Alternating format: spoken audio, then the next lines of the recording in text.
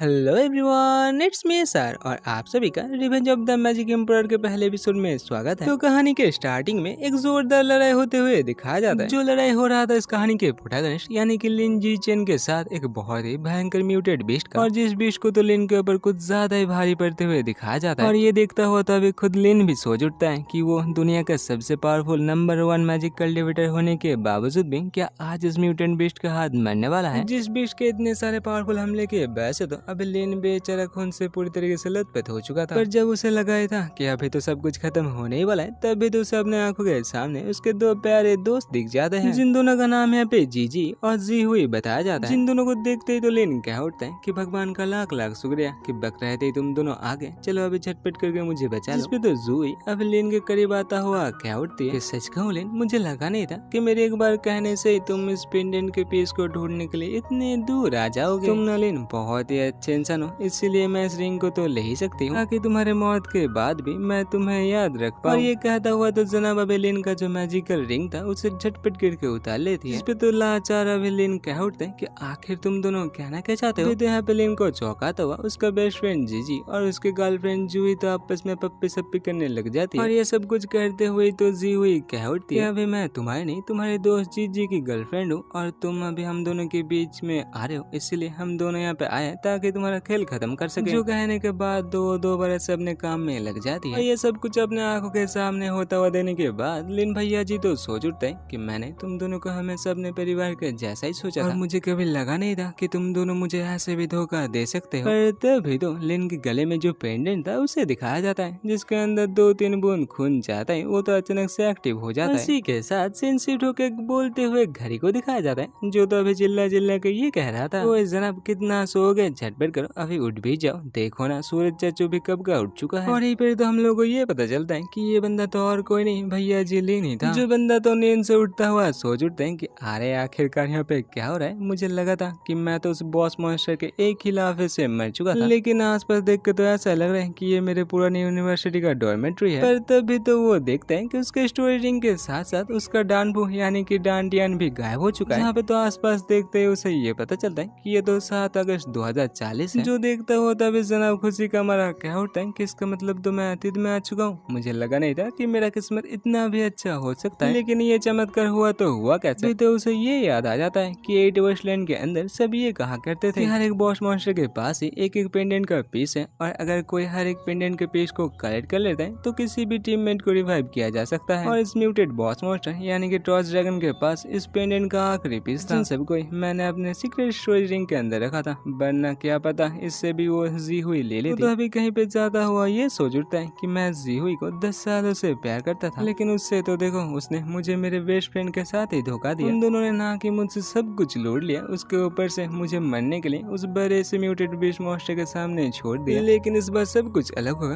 क्योंकि इस बार मैं जो वापस आ चुका हूँ और इस बार मैं उन दोनों को दिखाऊंगा कि आखिरकार ये दर्द किस बला का नाम होता है। तभी तो अचानक से यहाँ पे बंदे का फोन बज उठता है, जहाँ पे हम लोग को पता चलता है कि उसे फोन करने वाले तो एक बहुत ही खूबसूरत लड़की जो तो कह उठते कि लिटिल लिंजी मुझे ना तुम एक बहुत ही जरूरी बात बताना था, उसे सुन के ना तुम चौक मत जाना। तो सुनते तो उसे याद आता है कि 10 साल पहले भी तो ऐसे ही भाई ने उसे फोन करके कहा था कि उसने आज जूही को किसी अलग लड़के को किस करते हुए देखा है। लेकिन ये सब कुछ यकीन करने के जगह उल्टा लिन तो भाई के साथ ही बात करना पूरी तरीके से बंद कर दिया था। और इसी सब को याद करता हुआ अभी तो लिन उनसे माफी मांग लेता है, जो सुनने के बाद अभी भाई सोच रही थी कि आखिरकार यहाँ पे लिन को क्या हो गया। जो तो कह उठती है, लिटिल लिंजी मैं तुमसे मजाक नहीं कर रही, आज ना तुम्हारे गर्लफ्रेंड जूही को किसी और के गाड़ी में चढ़ते हुए और उसे किस करते हुए भी देखा था। जिस पे तो लिन कह उठता है कि ठीक है मैं समझ गया। दूसरे और तो बेचारी बाय सोच उठती है कि आखिरकार इस बंदे के साथ क्या हो रहा है, और इसी के साथ वो तो चिल्ला चिल्ला के कह उठते हैं कि अरे लिन मैं सच्ची में मजाक नहीं कर रही। तो दूसरे और से लिन तो कह उठते हैं कि हाँ मैं तुम्हारे ऊपर यकीन करता हूँ, लेकिन अभी मेरे पास ना इससे भी जरूरी कुछ बात है जो मैं तुम्हारे साथ करना चाहता हूँ। लिन को इतना शान देने के बाद दो बाई यहाँ पे थोड़ी सी घबरा जाती है। तभी तो लिन यहाँ पे पूछ उठता है, क्या तुमने कभी 8 वेस्टलैंड गेम के बारे में सुना है, जिसका ऐड अभी हर तरफ चल रहा है। मैं उसी गेम का एक प्रोफेशनल ई स्पोर्ट प्लेयर बनना चाहता हूँ। जहाँ पे तो लिन अपने मन में ये सोच रहा था कि ये कोई आम सा वर्चुअल रियलिटी गेम नहीं है, क्योंकि ये 5 सालों के अंदर ही पूरे दुनिया में छा जाएगा। और इसी के साथ वो तो पूरे दुनिया के साथ घुल मिल भी जाएगा, और उसके बाद क्या उस दुनिया में जो कुछ था सब इस दुनिया में आना आहिस्ता आहिस्ता करके स्टार्ट हो जाएगा। और जो प्लेयर सबसे पहले इस गेम को खेलना स्टार्ट करेगा उसके पास उतना ज्यादा पावर और उतना सारा ट्रेजर रहेगा। और ये सुनने के बाद दूसरे ओर से तो अभी भाई कह उठते हैं कि सच्ची में अगर तुम इस गेम को खेलते हो ना तो तुम्हारा जिंदगी बदल जाएगा, क्योंकि ये गेम और किसी का नहीं नुआ AI का बनाया हुआ है। जिस पे तो लिन कह उठते हैं कि हाँ, इस गेम को लेके मैं कुछ ज्यादा ही सीरियस हूं। तो 2 दिन के अंदर इस हॉस्टल से निकल के एक अलग सा रूम रेंट लेके मैं पूरे दिन सिर्फ गेम खेलने में ही बिताऊंगा। तो दूसरे ओर से भाई तो कह उठते हैं कि सुन के तो ऐसा ही लग रहा है कि तुम एकदम सही हो,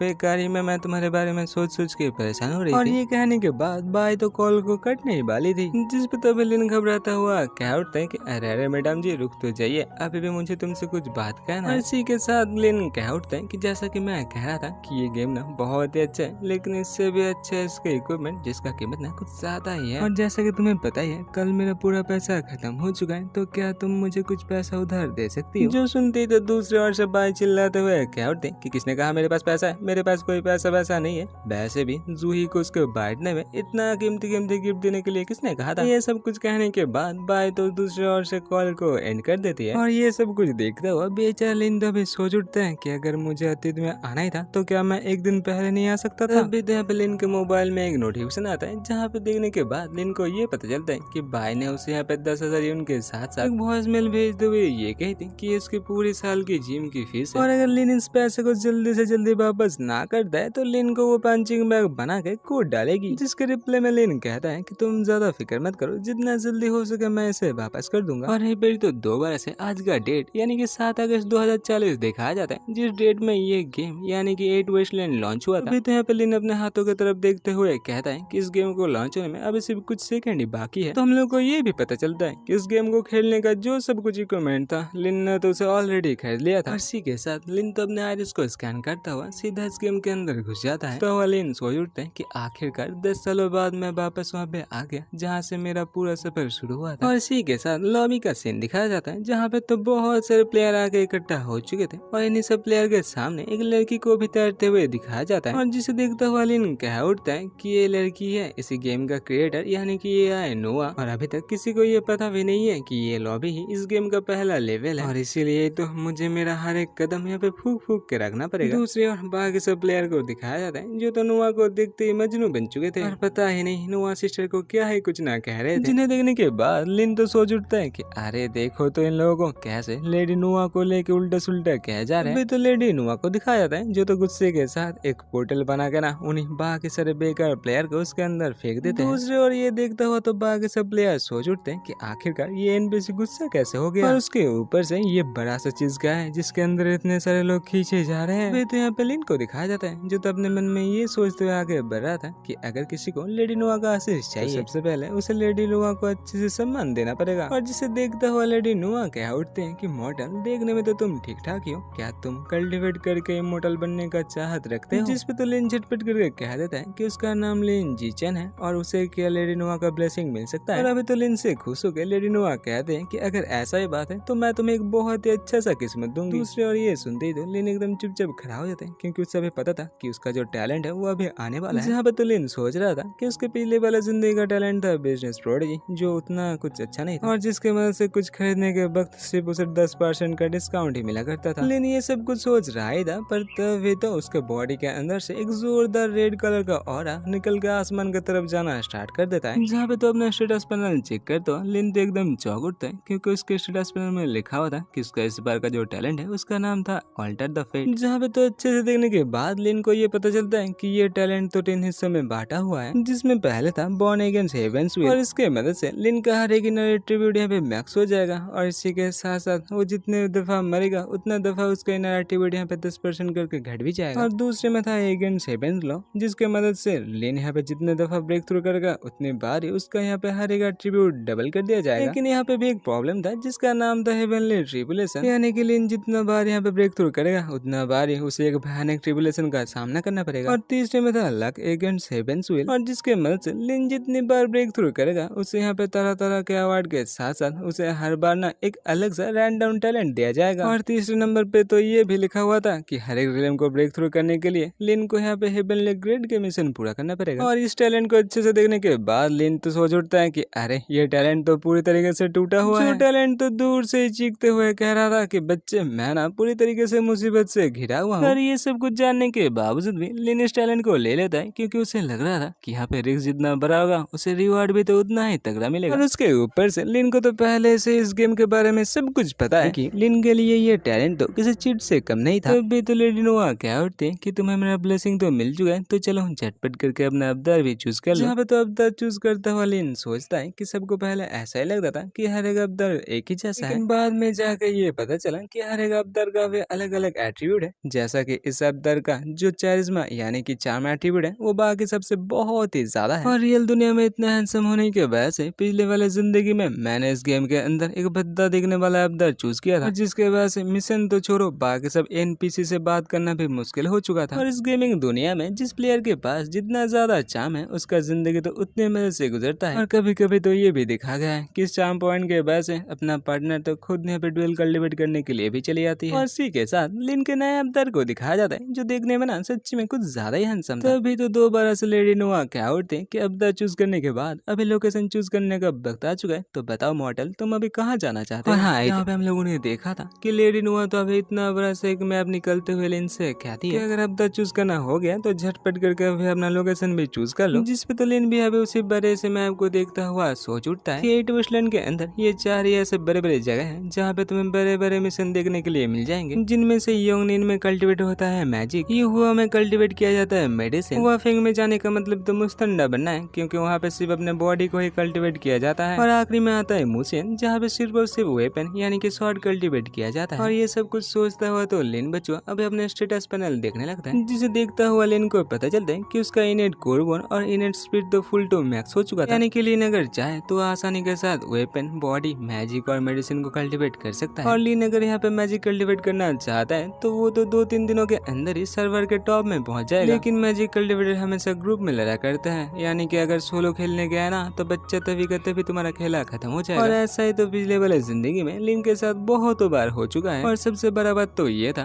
कि मैजिक जूही को पसंद थी, इसलिए तो लिन बच्चों मैजिक कल्टीवेटर बना था, लेकिन इस बार तो लिन कुछ ऐसा बनना चाहता है जो उसके गर्लफ्रेंड को नहीं उससे पसंद है। और इसी के साथ लिन तो यहाँ पे मूसियन में जाने के लिए राजी हो जाता है, यानी कि इस बार लिन एक मैजिक कल्टीवेटर बनने की जगह एक शॉर्ट कल्टीवेटर बनने के रास्ते में पैर रख देता है। और ये करते ही तो उसी बड़े से मैप के साथ साथ लेडी नोआ के पावर से लिन भी आहिस्ता आहिस्ता करके गायब होना स्टार्ट हो जाता है, जहाँ पे तो गायब होता हुआ लिन सोच रहा था कि अगर मुझे अकेले सबके साथ फाइट करना है तो शॉर्ट के अलावा और क्या ही कुछ मेरे लिए अच्छा हो सकता है। जिंदगी में मैं दुनिया का सबसे पावरफुल शॉर्ट कल्टीवेटर बन के दिखाऊंगा। और इसी के साथ मूसियन के बिगिनिंग विलेज का सीन दिखाया जाता है, जहाँ पे तो एक जोरदार रोशनी के साथ जनाब लिन अपने नए अवतारों के साथ आ जाता है, जहाँ पे तो लिन से भी पहले बहुत से प्लेयर आ चुके थे जो लोग तो यहाँ पे मिशन कह के चिल्ला रहे थे। इनमें से तो कुछ ऐसे बंदों को भी दिखाया जाता है जो तो इस गेम का ग्राफिक्स देखने के बाद सच्ची में कुछ ज्यादा ही चौंक चुके थे, जिन्हें देखते हो तो लिन अंदर ही अंदर हंस उठता है, क्योंकि लिन भी कभी तो इन्हीं हजारों प्लेयर जैसा ही था। तभी तो लिन का नजर एक ओल्ड मैन की तरफ जाता है, और जिन्हें देखते ही तो आसपास के प्लेयर खींचे चले आते हैं, क्योंकि सबको तो ऐसा ही लग रहा था कि हो ना हो इस ओल्ड एनपीसी से एक आधी मिशन तो मिल ही जाएगा। लेकिन लिन तो इन सबको टोटली इग्नोर करता हुआ उल्टा तरफ जाना स्टार्ट कर देता है, जो तो हंसता हुआ अपने मन में ही सोच रहा था कि एक हिडन मिशन मिलना क्या इतना ही आसान है, तुम लोग यहाँ पे मिशन करके चिल्लाते रहो। तब तक मैं तो चला शॉर्ट सेट को ज्वाइन करने, क्योंकि इस जगह के साथ साथ हर एक हिडन मिशन के बारे में तो मुझे कुछ ज्यादा ही अच्छे से पता है। लेकिन तभी तो लिन को पीछे से कोई रुकने के लिए कहती है, जहाँ पे तो पीछे मुड़ने के बाद लिन को ये पता चलता है कि उसे रुकाने वाले तो एक खूबसूरत हसीना लगीना थी, जिसका नाम क्वीनिंग बताया जाता है, जो तो इसी विलेज के एक टेलर शॉप के ओनर थी, जो तो लिन से कहती है कि लिटिल ब्रदर तुम मिशन के तलाश में हो ना, अगर तुम चाहते हो तो मैं तुम्हारे लिए एक मिशन का बंदोबस्त कर सकती हूँ। इसी के साथ वो तो लिन के कुछ ज्यादा ही करीब जाते हुए कहती है कि मेरे हस्बैंड गुजर जाने के बाद से मैं अभी तक अकेली हूँ, और अगर तुम्हें लगे कि ये मिशन कुछ ज्यादा ही हार्ड है तो मैं तुम्हारे साथ जाने के लिए राजी हूँ। सुनने के बाद लिन तो उसी लड़की की तरफ उसी लड़की की तरफ देखता हुआ सोचता है कि ये फुल लेवल चार्म का पावर ना कुछ ज्यादा ही अच्छा है, जो कि देखो अभी एनपीसी के ऊपर भी काम में आ रहा है। ना सिर्फ इस चार्म के वजह से मुझे फ्री में एक मिशन मिल रहा है, उसके ऊपर से मैं अगर इस मिशन को ले लेता हूँ तो 2-3 दिनों के अंदर ही इस लड़की के खाते में अपना पॉइंट बढ़ाते ही तो मैं इसके साथ आसानी से डुअल कल्टीवेट भी कर पाऊंगा। और अगर अच्छे से सोचा जाए तो ये इतना बुरा आइडिया भी नहीं है, लेकिन तब भी तो उसे ये याद आ जाता है कि वो तो अभी एक शॉर्ट कल्टीवेटर बनना चाहता है, सिर्फ शॉर्ट कल्टीवेटर दुनिया का सबसे पावरफुल शॉर्ट कल्टीवेटर बनना चाहता है। इसलिए वो अभी उस लड़की से कहता है कि मुझे माफ कर देना, अभी तो मेरे पास कुछ जरूरी काम है, लेकिन हाँ भविष्य में जब मुझे टाइम मिलेगा मैं आपका ये मिशन लेने के लिए जरूर आऊंगा। कहने के बाद हम लोग का लिन तो चैट बन के यहाँ से निकल जाता है, जहाँ पे तो पीछे से अभी तक वो लड़की कह रही थी कि भूल मत जाना, इस मिशन को लेने के लिए तुम जरूर आना। लेकिन लिन के लिए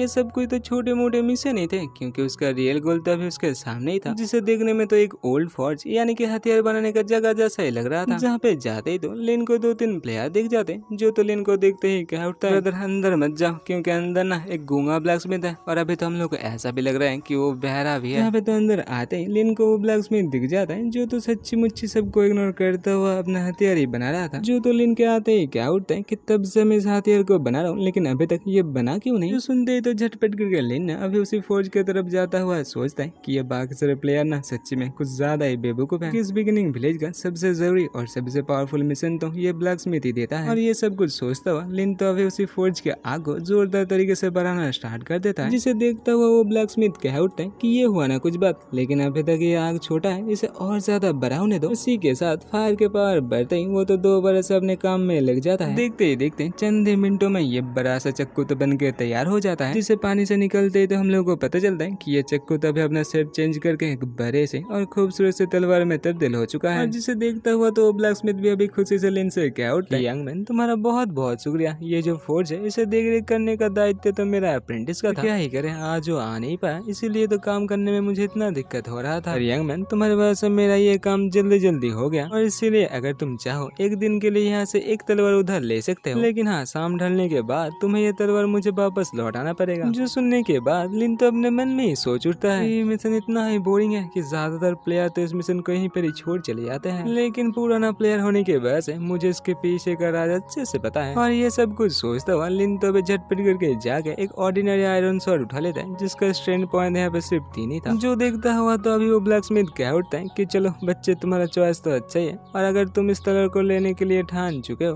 तो तुम क्या मेरा एक काम कर सकते हो, अगर तुम शाम होने से पहले मुझे पिग ग्रीन वाइपर का 10 वेनमस फैंग ला देते हो तो मैं ना तुम्हें एक बहुत ही अच्छा अपॉर्चुनिटी दे सकता हूँ। और इस मिशन के लिए तो लिन बच्चों इतने देर से यहाँ पे वेट कर रहा था। जो सुनते ही तो वो झटपट करके हाँ कह देता है। दूसरी ओर तो बाकी सारे प्लेयर को दिखाया जाता है, जो लोग तो लिन के पास इस तलवार को देखते ही चौंक उठता है। जहाँ पे तो सबके पूछने पे लिन ये कहता है कि आज ही उस ब्लैकस्मिथ का अपने गर्लफ्रेंड के साथ ब्रेकअप हो चुका है, अगर तुम लोग उसे अच्छा गाना गा के सुनाते हो तो क्या पता वो तुम्हारे गाने से खुश होकर तुम लोगों को भी एक तलवार दे दे। सुनने के बाद बेचारे सारे के सारे प्लेयर तो लिन के झांसे में आ जाता है, और जो लोग तो सच्ची मुच्ची उसी ब्लैकस्मिथ को गाना सुनाने के लिए भाग पड़ते हैं। जो सब कुछ देखते हो तो लिन सोच उठता है कि गाओ गाओ जितना मर्जी गा लो, क्योंकि इस गाने का नतीजा जो होगा ना वो सच्ची में देखने लायक होगा। और इसी के साथ उसी ब्लैकस्मिथ को दिखाया जाता है, जो तो इतने सारे प्यारे प्यारे गाना सुनने के बाद ना गुस्से का मारा कांपता हुआ सबसे कहता है कि तुम लोग यहाँ से निकल जाओ। जो सुनने के बाद बाकी सब प्लेयर तो आपस में ये कह रहे थे कि आखिरकार ये ब्लैकस्मिथ कहना क्या चाहता है, क्या अभी हम लोगों को कुछ अलग सा करना पड़ेगा। लेकिन लिन भैया ने तो हम लोगों को सिर्फ गाना गाने के लिए ही कहा था। अभी तो चचा जी इतना ही गुस्सा हो जाते हैं कि गुस्से का मारा तो अभी सबको अपने फोर्स से खुद ही बाहर निकल देता है। और ये सब हो जाने के बाद आखिरकार सबको ये समझ आ जाता है कि लिन तो इन सबसे बेकार ही मजाक कर रहा था। इसी के साथ लिन को दिखाया जाता है, जो तो अभी पिट भाई पर मारने के लिए एक बड़े से जंगल के अंदर आ चुका था। तब भी तो अचानक से उसके ऊपर एक ग्रीन पिट भाई पर हमला कर देता है। और जनाब लिन को तो इसके बारे में पहले से ही पता चल चुका था, जो तो बस 2-3 स्लैश लगा के उस ग्रीन पिट वाइपर का खेला ही खत्म कर देता है। और यहीं पर तो इसी ग्रीन पिट वाइपर के मरने के साथ साथ ही लिन का जो कल्टीवेशन पॉइंट था वो यहाँ पे 3 बढ़ जाता है। के बाद लिन तो खुश हो जाता है, क्योंकि उसके लिए ऐसे अकेला कल्टीवेशन बनाना तो बहुत ही आसान था। और ऐसे ही और 2-3 वाइपर मारने के बाद लिन को यहाँ पे ड्रॉप में नॉर्मल ग्रेड का एक ग्रीन वाइपर बो,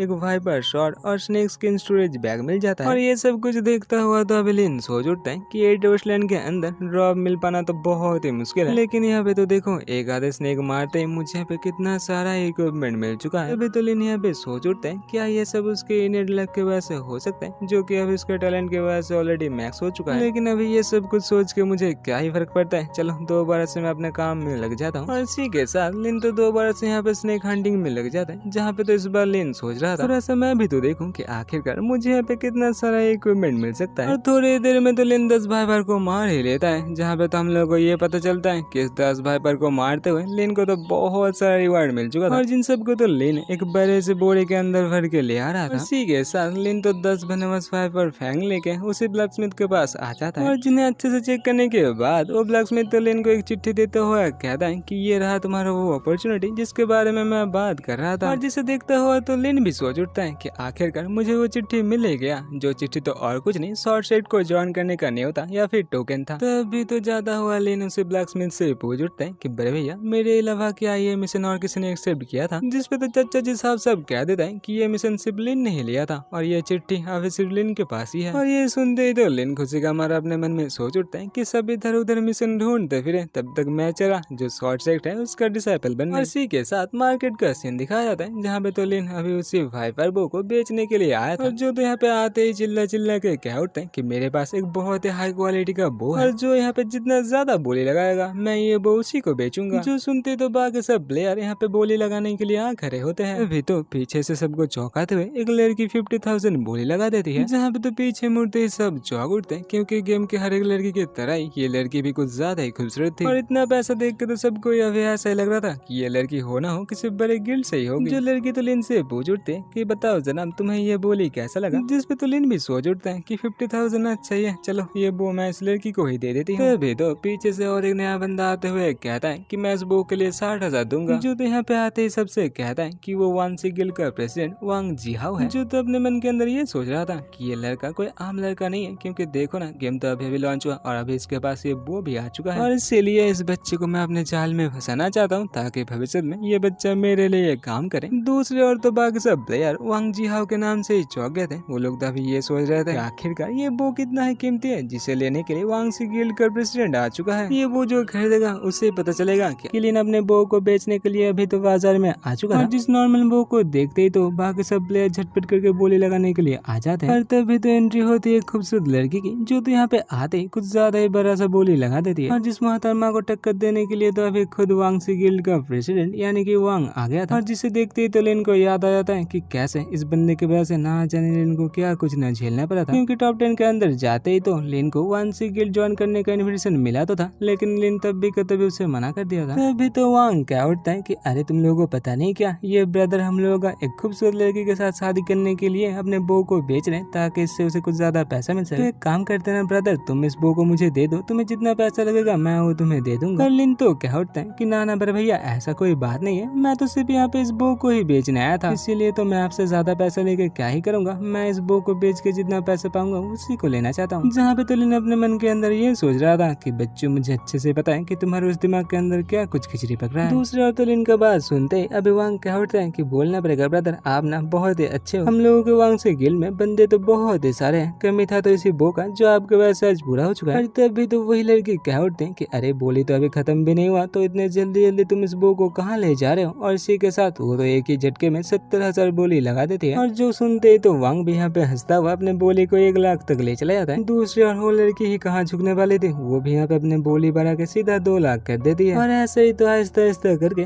दोनों यहाँ आपस में यहाँ पे बोली बढ़ाना स्टार्ट कर देते हैं। और ये सब कुछ दूर से देखता हुआ जनाब लिन तो सोच उठते हैं कि आखिरकार ये लड़की किस गिल्ड से है जो कि वांगसी ग्रुप के प्रेसिडेंट यानी कि वांग से टक्कर ले रही है। और फिर तो हम लोग को ये पता चलता है कि लिन के इस नॉर्मल से बो का बोली तभी 5 लाख तक उठ चुका था। जो देखता हुआ तभी गुस्से के साथ वांग क्या उठता है कि लड़की तुम शायद ये भूल रहे हो कि तुम जिसके खिलाफ बोली लगा रहे हो वो और कोई नहीं वांगसी गिल्ड का प्रेसिडेंट वांग यानी कि मैं हूँ। जिसपे तो वो लड़की क्या उठते हैं कि दादाजी तुम कहना क्या चाहते हो कि तुम्हें ये बो पसंद आ गया इसीलिए इस बो को कोई और खरीद नहीं पाएगा, पर मेरे पास तो पैसा है और मैं तो इसे खरीद के ही छोड़ूंगी। जो सुनते तो बाकी सब चौंकते हुए सोच उठते हैं कि आखिरकार ये लड़की कौन है जो एक बिगिनिंग वेपन को इतने पैसे देकर खरीदे और उसके ऊपर से जिसे खरीदने के लिए वांगसी गिल्ड के खिलाफ जा रही है। दूसरे और तो वांग अपने मन में ही सोच उठता है कि उसे लगा नहीं था कि उसका सामने ऐसे किसी लड़की के साथ भी हो सकता है और उसके ऊपर से इस बिगिनिंग बो को वो इतना पैसा देकर खरीदना नहीं चाहता है, इसलिए तो वो क्या उठता है कि ठीक है तुम इसे रख लो, वैसे भी मैं इसे खरीदना नहीं चाहता। और ये कहते ही तो वो अपने बाकी सारे वांगसी गिल्ड के भाइयों के साथ यहाँ से 9-11 हो ही रहा था, पर तब भी तो उसे लिन रुकाता हुआ क्या उठता है कि ब्रदर वांग आप कहाँ जा रहे हैं, ये बो तो मैं आपको ही बेचूंगा। आपको तो ये पता ही है कि इस गेम के अंदर मैं नया हूँ, इसलिए छोटा भाई समझ के कभी कभार मेरा ध्यान रख लेना। जिसपे तो वांग अपने मन के अंदर ही सोच उठता है कि देखो तो ये बच्चा उतना नादान भी नहीं है। और इसी के साथ वांग तो क्या उठता है कि अरे ब्रदर तुम फिक्र मत करो, अगर तुम भविष्य में कभी भी मुसीबत में पड़ते हो तो तुम्हारे लिए तो पूरा वांगसी ग्रुप खड़ा हो जाएगा। दूसरे और तो लिन भी अभी ये सोच रहा था कि जितना हो सके उसे वांग के सामने अच्छा बनना पड़ेगा ताकि भविष्य में वो वांग का अच्छे से फायदा उठा सके। और इसके बाद क्या ही था, लिन को पैसा देकर तो अभी वांग उस बो को खरीद लेता है। जहाँ पे तो जाता हुआ वांग क्या उठता है कि तुम लड़की हो इसीलिए तुम्हें मैं इस बार जाने दे रहा हूँ, आशा है तुम्हें इससे सीख मिल चुका है, इसीलिए भविष्य में अगर कुछ काम करना चाहते हो तो उससे पहले 10 बार सोच लेना। और ऐसे ही हंसता हुआ वांग को जाते हुए देखने के बाद लिन तो सोच उठता है कि हाँ बच्चे अभी जितना मर्जी हंस लो, अपनी इज्जत बचाने के लिए 5 लाख में इस बो को तो तुमने खरीद लिया, लेकिन तुम्हें पता भी नहीं कि बच्चे तुम कितने बुरे तरीके से ठग चुके हो, क्योंकि ये जो बो है इसे ज्यादा यूज करते ही तो इसका पॉइजनर खत्म हो जाएगा। लेकिन जो भी हो, शुरुआत में ये बंदा तो पता नहीं इसका क्या कुछ गलत फायदा उठाएगा। पर तभी तो वही खूबसूरत लड़की अब लिन की तरफ देखते हुए गुस्से के साथ कह उठती है कि तुमने आखिर ये क्यों किया? तुम देखने में तो एक नॉर्मल इंसान जैसे हो, लेकिन हरकत तो तुम्हारे कुत्तों वाला है। मैंने तो कहा था जिसका बोले उसी का वो, लेकिन देखो तो पावरफुल के सामने कैसे झुक गए। जो सब कुछ सुनता हुआ था लिन सोच उठता है कि उस बच्चे को स्कैम करने के चक्कर में मुझे लगता है इस मोहतरमा को मैंने कुछ ज्यादा ही गुस्सा दिला दिया, और इसीलिए तो अभी थोड़ा सा ये लिन इस लड़की का मदद करना चाहता है। तभी तो लिन के दिमाग में एक बहुत ही अच्छा सा आइडिया खिलता है, और इसी के साथ वाइल्ड बोर फॉरेस्ट का सीन दिखाया जाता है, जहाँ पे तो वो लड़की अपने बाकी सारे दोस्तों के साथ बोर हंटिंग के लिए आए थे। और फिर तो हम लोग को दिखाया जाता है कि इन सब का पावर तो अच्छा खासा ही था, पर तब भी तो यहाँ पे एंट्री लेता है हम लोग का लिन जनाब, जो तो आते ही कहता है कि मुझे लगा ही था कि तुम लोग यहीं पे ही मिलोगे। जिसपे तो वो लड़की कह उठते हैं कि तुम आखिरकार हम लोग का पीछा क्यों कर रहे हो? जिसपे तो लिन कह उठता है कि कुछ ज्यादा नहीं, मैं सिर्फ तुमसे 2 मिनट अकेले में बात करना चाहता हूँ। जो सुनते तो वो लड़की सोच उठते हैं कि मुझे लगता तो नहीं कि ये लड़का वांशिक ग्रुप का हिस्सा है, इसलिए चलो मैं इसे एक बार मौका दे के ही देखती हूँ। और इसी के साथ मौका मिलते ही तो लिन कह उठते हैं कि उसके पास ना एक टॉप सीक्रेट इन्फॉर्मेशन है, जिसे लेने के लिए अभी मोहतरमा को यहाँ पे 5 लाख देना पड़ेगा। और ये इन्फॉर्मेशन इतना ही खास है कि जिसकी मदद से ये लड़के नहीं, इसका पूरा का पूरा ग्रुप ही बाकी सारे प्लेयर से बहुत ज्यादा आगे बढ़ सकता है। जिसपे तो मोहतरमा पूछ उठती है कि सुबह तो देखो वांग से कितने प्यारे प्यारे बात कर रहे थे, तो जाओ ना ये इन्फॉर्मेशन उसे बताओ, तुम मुझे क्यों बताने आ रहे हो? तो लिन तो कह उठते हैं कि वांग, आखिर वांग है ही कौन? मैं तो बस उसके साथ मजाक कर रहा था। तुम्हें तो पता है कि मेरे पास ना तो है पावर ना तो है पैसा, इसीलिए इतना तो मुझे सहना ही पड़ेगा ना। दूसरी ओर लिन का ये सब कुछ बात अच्छे से सुनने के बाद वो लड़की तो सोच उठते हैं कि दुश्मन का दुश्मन तो दोस्त ही होता है, लेकिन ये लड़का अपना बात कुछ ज्यादा जल्दी चेंज नहीं कर रहा है। इसी के साथ तो लिन अपना अकाउंट नंबर दिखाते हुए कह उठते हैं कि लेडी ये रहा मेरा अकाउंट नंबर, अगर तुम्हें ये इन्फॉर्मेशन चाहिए तो झटपट करके मुझे पैसा भेज दो, पैसा भेज दे मैं तुम्हें ये इन्फॉर्मेशन बता दूंगा। जिसपे तो लेडी कहते हैं कि ठीक है मैं तुम्हें पैसा तो दे रहा हूँ, लेकिन तुम्हें ये इन्फॉर्मेशन मुझे देना पड़ेगा। तो लिन तो पूछ उठता है क्या लेडी आपको मैं शक्ल से कोई स्कैम देख रही हूँ? अरे बच्चे तूने सुबह सुबह एक बंदे को स्कैम कर दिया, इससे और क्या ही लगेगा। और अभी तो पैसा घुसते ही लिन सोच उठते हैं कि अरे देखो तो गेम में आया कि ना आया, एक दिन में मुझे यहाँ पे 1 मिलियन मिल गया। हाँ मुझे ये चीज अच्छे से पता है कि ये पैसा भविष्य में किसी काम का नहीं होगा, लेकिन अभी के लिए तो ये पैसा मेरे लिए बहुत जरूरी है। इसी के साथ लिन खांसता हुआ क्या उठता है कि हाँ मैं कहा था, ओ मैं तो भूल ही गया, तुम लोग यहाँ पे बोर हंटिंग कर रहे थे ना, तो बोर हंटिंग करना बंद कर दो और टाउन में जो ब्लैकस्मिथ है उसके पास से जाकर मिशन ले लो। जो सुनते तो लड़की गुस्से के साथ कह उठते कि तुम्हें क्या मैं बेवकूफ देखती हूँ? वैसे भी वो जो ब्लैकस्मिथ है वो घंटे का मिशन देता है। जहाँ पे तो लड़के अपने मन में ही सोच उठते हैं कि क्या वांशिक ग्रुप ने इस बच्चे को भेजा है ताकि ये बच्चा मुझे स्कैम कर दे, तो अगर ऐसा बात है तो मैं अभी कब इसका खेला खत्म कर दूंगा। तो लिन तो कह उठता है कि अरे लेडी तलवार निकालना बंद करो और मेरा बात तो अच्छे से सुन लो। और इसी के साथ लिन तो उसे अच्छे से बता देते हैं कि उस ब्लैकस्मिथ के पास से कैसे मिशन लिया जाता है, और अगर ये लड़की उस मिशन को पूरा करता है तो उसे ना एक बहुत ही सुनहरा अपॉर्चुनिटी मिलेगा। जो कहते ही तो अब लिन इस मिशन का रिवार्ड यानी कि उसी शॉर्ट शेप में जाने वाला टोकन को निकाल के दिखाता है, और जिस टोकन को देखते ही तो उस लड़की को एक जोर का झटका लगता है। तो अभी तो यहाँ पे लिन जाता हुआ क्या उठता है कि मैं जिस काम के लिए यहाँ पे आया था वो तो खत्म हो गया, अभी तो मैं चला। लेकिन वो लड़की तो लिन को पीछे से रुकाते हुए पूछ उठते हैं कि आखिर इतना जरूरी मिशन तुम मुझे बेच क्यों रहे हो? जिस पे तो लिन कह उठता है कि मुझे पता नहीं, शायद तुम्हारी खूबसूरती पे मर के मैंने ये काम कर दिया। और लिन का बात सुनते ही तो बेचारे लड़की को ज्यादा ही शर्मा उठती है। और तभी तो रंग में भंग डालने के लिए एक मॉन्स्टर का एंट्री हो जाता है, जो तो कुछ ज्यादा ही रफ्तार से उस लड़की की तरफ बढ़ रहा था। और जिस मॉन्स्टर की तरफ देखते ही तो वो लड़की चौंक उठती है, क्योंकि उस मॉन्स्टर के सामने तो 2 लड़की भाग रही थी, जो और कोई नहीं उसी की टीममेट थी। और जिन्हें देखते ही तो लड़की क्या उठते हैं कि चलो यहाँ से भाग लेते हैं, वैसे भी हम चारों मिलकर इस मॉन्स्टर का तो सामना नहीं कर पाएंगे। दूसरे ओर तो इसी मॉन्स्टर को देखता हुआ अब लिन झटपट करके इन लोगों के सामने आके क्या उठते हैं कि बोलना पड़ेगा तुम लोगों का किस्मत ना सच में बहुत ही अच्छा है, क्योंकि बिगिनिंग विलेज में गेम के स्टार्टिंग में बॉस का मिलना ना सच में बहुत ही रेयर बात है। तुम लोग इस मिशन को छोड़ जा रहे हो, यानी कि इस बॉस को मैं अपने लिए ले सकता हूँ। जो सुनने के बाद उस लड़की को यकीन नहीं हो रहा था कि हम लोग का लिन अभी अकेले इस वाइल्ड बोर किंग के साथ लड़ाई करने वाला है। तभी तो लिन को याद आता है कि उसके पास तो उसका अपना तलवार नहीं है, इसलिए वो तो उस लड़की से एक तलवार मांग लेता है। जिसपे तो लिन को एक तलवार देता हुआ वो लड़की कहते हैं कि ठीक है इसे ले रहे हो ले लो, लेकिन मरना मत, अगर मरते हो तो इसमें हम लोग का कोई जिम्मेदारी नहीं होगा। इन बेचारे लड़कियों को ही क्या पता था कि लिन ही खुद एक बड़ा सा मॉन्स्टर है। दूसरी ओर तो उसी लड़की के बाकी सारे बंदे कह उठते हैं कि मुझे तो लगता है कि ये लड़की ना अभी हम लोग के सिस्टर के ऊपर लट्टू हो चुका है, इसीलिए तो देखो सिस्टर के सामने अपना जलवा दिखाना चाहता है। जो सुनते तो वो लड़की शर्म का मारे अपने ही दोस्तों के ऊपर भड़कना स्टार्ट कर देती है। दूसरी ओर तो उसी वाइल्ड बोर को दिखाया जाता है जिसके साथ तो अभी लिन फाइट कर रहा था, जहाँ पे तो लिन अभी फाइट करते हुए सोच उठता है अगर मुझे इसके बारे में पहले से ही पता होता तो उस बो को तो मैं बाद में ही बेचता, क्योंकि उसके मदद से इस बोर का खेला तो मैं एक ही झटके में खत्म कर देता। जहाँ पे तो हम लोग को दिखाया जाता है कि लिन के शॉर्ट हमले से इस बोर को उतना ज्यादा फर्क नहीं पड़ रहा था, जो तो उल्टा लिन के ऊपर ही हमला करना स्टार्ट कर देता है। और जो देखता हुआ लिन सोच उठता है कि अरे देखो तो इतने ज्यादा हमले करने के बाद भी इस बोर का एचपी दूसरा भी ड्रॉप नहीं हुआ, अब भी मैं करूँ तो करूँ क्या। पर तभी तो लिन के दिमाग में एक बहुत ही धांसू सा आइडिया आता है, जहाँ पे तो वो सोचता है कि स्पीक के पास पावर तो है, लेकिन उसके पास एक चीज नहीं है जो मेरे पास है, और अभी मैं उसी की मदद से इसके साथ लड़ूंगा। और ये सोचते ही वो तो जोर से कह उठता है कि मैं तो यहाँ से भाग लूंगा, और सच्ची में वो तो भाग लेता है। और लिन को ऐसे भागता हुआ देख के तो सबको लग चुका था कि लिन तभी हार मान चुका है, इसलिए वो भाग रहा है। दूसरी ओर तो लिन को दिखाया जाता है जो तभी सीधा भागता हुआ एक बड़े से चट्टान की तरफ बढ़ रहा था, और उस चट्टान के करीब जाते ही वो तो ऊपर की तरफ छलांग लगा देता है। पर बेचारे बोर के पास एक चीज नहीं था, जो था दिमाग, जिसके पास बेचारा बोर तो उसी चट्टान के साथ जोर से जाके टकरा जाता है। और जिस टक्कर के वजह से बेचारे का एक दांत टूटने के साथ साथ तो उसका यहाँ पे 50 एचपी भी घट जाता है, और इसी के साथ तो उस चट्टान से बहुत सारा छोटी छोटी चट्टान नीचे गिर के बेचारे का आरपी और भी ज्यादा नीचे गिर जाता है। सॉरी, यहाँ पे एचपी गिर रहा था। जो देखता हो तो बाकी सब सोच उठते हैं कि आखिरकार इस बोर को ऐसे भी हराया जा सकता है। जो बोर तो हमें लिन की तरफ देखता हुआ जोर जोर से दहाड़ना स्टार्ट कर देता है। दूसरे और लिन को दिखाया था जो भी ना एक बहुत ही डरावने तरीके से उसी बोर की तरफ देख रहा था। और देखते देखते लिन तो एक साथ बहुत सारे शॉर्ट स्लैश लगा के उस बेचारे बोर का तो एचपी ड्रॉप करना स्टार्ट कर देता है, जहाँ पे तो उस बोर का हेल्थ आधा होते ही पता नहीं कैसे उस बोर का पावर तो यहाँ पे डबल हो जाता है, और जिसके वजह से तो लिन का शॉर्ट स्लैश उसके ऊपर कोई काम ही नहीं आता है। और ये देखता हुआ लिन कह उठते हैं कि चलो लगता है मुझे दोबारा से वही करना पड़ेगा। और होता भी वैसा ही है, पिछले बार की तरह ही लिन के पीछे वो बोर भागता है, और लिन के जंप लगाते ही तो वो बोर सीधा जाके उसी चट्टान से टकरा जाता है, और इस बार भी उसका और एक दांत टूट जाता है। और जिसके वजह से तो वो बोर अभी कुछ ज्यादा ही गुस्से से लिन की तरफ देखना स्टार्ट कर देता है। और लिन के लिए तो कुछ ज्यादा ही सुनहरा मौका था, जो तो झटपट करके अभी उसी वाइल्ड बोर किंग के सिर में चढ़ के उसी बोर के सिर में सीधा अपना तलवार घुसेड़ देता है। जो करते तो बेचारे बोर किंग का हेल्थ पॉइंट यहाँ पे सीधा 0 हो जाता है। और हाँ, ये तक था। इसी के साथ ये वाला एपिसोड होता है खत्म। आशा है आप लोगों को ये वाला एपिसोड अच्छा लगा। अगर अच्छा लगा तो लाइक, कमेंट और हाँ सब्सक्राइब करना ना भूलना। मिलते हैं और एक नए एपिसोड के साथ, तब तक के लिए टाटा बाय बाय और हाँ sayonara।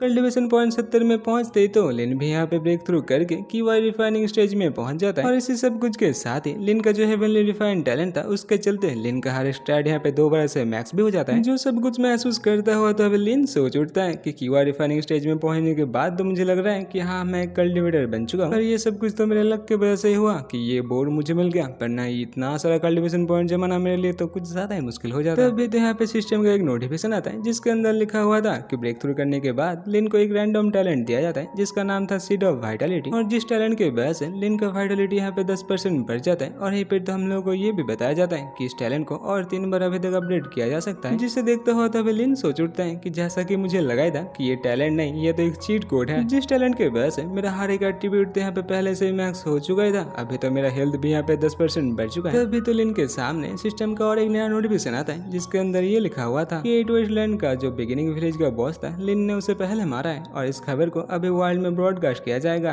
तो क्या लिन यहाँ पे अपना नाम छुपाना चाहता है? जिस पे तो लिन कह उठता है कि ना मैं अपना नाम नहीं छुपाना चाहता, वैसे भी नाम छुपाने का मेरे पास कोई कारण ही नहीं है। और इसी के साथ ये खबर तो अभी 8 वेस्टलैंड के हर एक सर्वर में छाने लगता है। जो देखता हुआ तो अभी 2-3 प्लेयर कह उठते कि अरे ये गेम तो अभी लॉन्च हुआ, हम लोग तो इसे टेस्ट ही कर रहे थे। दूसरे और इससे तो देखो इसने ऑलरेडी एक बॉस को मार दिया। और अभी तो इसी बड़े खबर के चलते उसी लड़की को पता चल जाता है कि हम लोग के बंदे का नाम तो लिन जीचन है। और यहीं पे तो लिन को भी दिखाया जाता है जिसके सामने तो अभी इतना सारा लूट गिरा हुआ था, और इतना सारा लूट के पीछे तो लिन के चीट का ही हाथ था। जो सब कुछ देखते हुआ तभी लिन भी सोच उठता है कि हाँ बोलना पड़ेगा, इनर लक मैक्स होने का कुछ अलग ही फायदा है। तभी तो अचानक से आसमान में काले बादल के साथ जोरदार बिजली कड़कते हुए दिखाया जाता है। और इसी के साथ तो सिस्टम का नोटिफिकेशन आता है जिसके अंदर ये लिखा हुआ था कि 30 मिनट बाद ही हेवनली ट्रिब्यूलेशन आने वाला है जो तुम्हारे लिए खतरनाक हो सकता है। इसी कड़कता हुआ बादल को देखता हुआ लिन सोच उठता है कि ये रहा मेरे इसी टैलेंट का साइड इफेक्ट। मैं जितना बार यहाँ पे ब्रेक थ्रू करूंगा मुझे उतना बार ही इन्हीं बादल यानी कि हेवनली ट्रिब्यूलेशन का सामना करना पड़ेगा, और अगर इसमें मैं नाकाम होता हूँ तो मुझे मेरे सोल से तो हाथ धोना पड़ेगा। और ये सोचते ही तो लिन अभी झटपट करके शॉर्ट साइड की तरफ भागना स्टार्ट कर देता है ताकि कोई एक्सपर्ट आके इस मुसीबत से बेचारे लिन को बचाए। तभी तो उस लड़की को दिखाया जाता है जो तभी लिन का रास्ता रोके खड़े हुए थी। जो तभी क्या उठती है, चलिए ना ब्रदर हम लोग फ्रेंड बन जाते हैं ताकि ये जो इक्विपमेंट है ये आप मुझे भविष्य में बेच सके। और रही बात पैसे का तो इसके बारे में आप फिक्र ही मत कीजिए क्योंकि मेरे पास बहुत बहुत ही पैसा है। पर लिन को तो मानो कुछ ज्यादा ही जल्दी था, जो तो अभी झटपट करके फ्रेंड रिक्वेस्ट सेंड करके यहाँ से छूमंतरी हो जाता है। अपने सामने इसी फ्रेंड रिक्वेस्ट को देखने के बाद दो लड़की सोच उठती है कि आखिरकार ये लड़का यहाँ से भाग क्यों रहा है। यहाँ पे तो जाता हुआ लिन कह जाता है कि उसे कुछ ज्यादा ही जरूरी काम है, इसी के लिए वो बाद में मिलेगा। और ये कहते ही तो वो सच्ची मुच्ची इस बात छूमंतर हो जाता है। दूसरे और वो लड़की लिन का फ्रेंड रिक्वेस्ट एक्सेप्ट करता हुआ सोच उठती है कि अरे देखो तो ये लड़का कितना ही अजीब है, आखिर क्या ही हो गया कि ये लड़का इतना तेज भाग रहा है। क्या हम लोग उस वाइल्ड बोर्ड से भी देखने में ज्यादा भयानक है। और इसी के साथ बड़े से शॉर्ट सेट का सीन दिखाया जाता है, जहाँ पे तो अभी भी लिन भागता हुआ सोच रहा था कि आखिरकार मैं तो इस सेक्ट में आ गया, लेकिन अभी ना झटपट करके मुझे किसी एक्सपर्ट को ढूंढना पड़ेगा जो कि मुझे अपना डिसेबल बना के इस बड़े से ट्रिबुलेशन से मुझे बचा ले। और इसी के साथ वो तो चिल्लाते हुए क्या उठता है कि मैं डिसेबल लिन एक मास्टर के तलाश में हूँ, कोई तो झटपट करके आकर मुझे अपना डिसेबल बना ले। और जिसे इतने तेज भागते हुए देखने के बाद दो बाकी सारे डिसेबल सोच उठते हैं कि